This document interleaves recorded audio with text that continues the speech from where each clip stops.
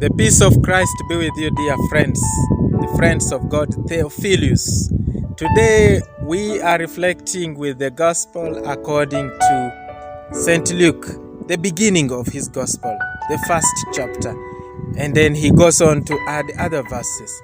In this Gospel, something special St. Luke says that really touched me is that he went about finding about the words and the actions of Jesus Christ, all that other people had said, all and written about Jesus Christ, all that the witnesses of Jesus Christ's time had said, what was circulating in his community about Jesus Christ and about the Christian community that was beginning at that time. And so he sits down to make his writing, his copy of the gospel, and this he addresses it to a noble person called Theophilus. Theophilus, which simply means the friend of God, the beloved of God. So each one of us, dear friends, we are friends of God. You and I, we are friends of God. Do you realize, do you recognize yourself as being a friend of God?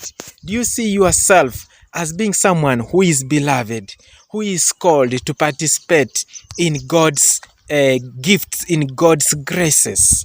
Saint Luke tells you and I, calls us Theophilus. We are the ones who are to receive this gospel. We are the friends of Christ. We are the friends of God. Let us realize that and always desire to remain friends of God in our lives today and always.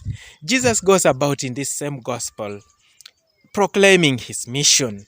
His ministry is about preaching the word of God to the poor, preaching this word of God to those who are in captivity, those who are under the weight of some burdens, preaching this word of God to those who need mercy, those who are blind to divine things. We are the mission of Jesus Christ. All of us who feel that we are poor in a way, we don't have the maturity of divine things. Divine things are not yet known to us.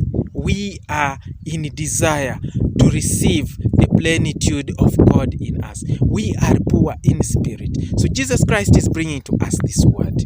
And whenever we have our hearts, our eyes, our eyes of faith, spiritual eyes blind, let us turn to Jesus Christ and ask him to open them so that we may receive his word. And this is our spiritual bite for today. The Lord bless you, dear friend.